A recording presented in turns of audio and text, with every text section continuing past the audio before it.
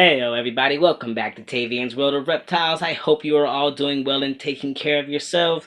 If this is your first time to my channel, thank you so much for stopping by. If you like what you see, please hit that subscribe button so you get notified on future content. And if you are a returning subscriber, thank you so much for clicking on yet another one of my videos.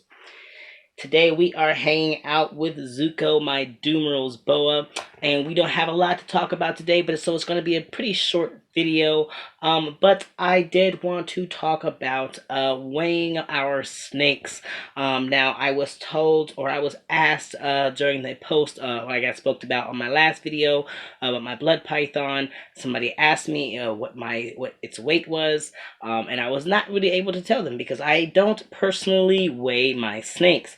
There are many reasons why people do choose to weigh their snakes.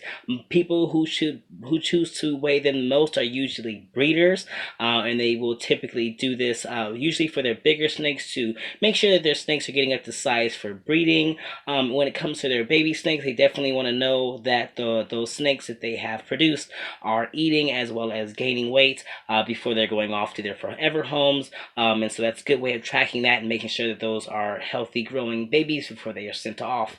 And then people who are more private keepers like myself will probably do it also similar for the same reasons as the breeders would for their babies. It's just a matter of tracking the weight and being able to visually see how much their snakes are growing over time. Some people might like to track how fast they're growing as babies as compared to when they're adults, and be able to track and see when that really fast growing tends to start slowing down. So those are many reasons why people might choose to weigh their snakes.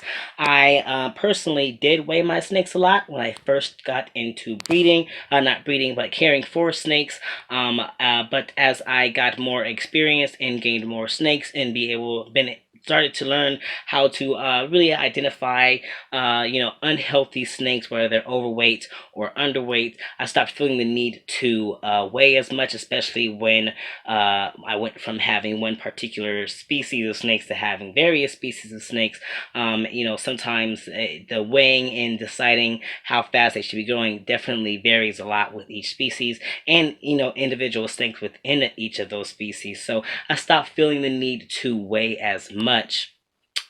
So I don't really do the way I usually I prefer to just kind of eyeball and see where my snakes are. I can look at their midsection and decide that this is where they should be feeder wise, as I kind of mentioned in my other video, to be able to identify when it's time to actually up them in their feeder size, and be able to identify if they're losing weight, if they're not looking healthy, if they're if because they are not eating enough food, or if because they're maybe sick, or if they're overweight. So I don't personally feel the need to weigh my snakes. This is not to say that you don't have to. You can do your research and find out what other reasons people have for weighing their snakes, and you can choose to weigh your snakes for whatever reason you do.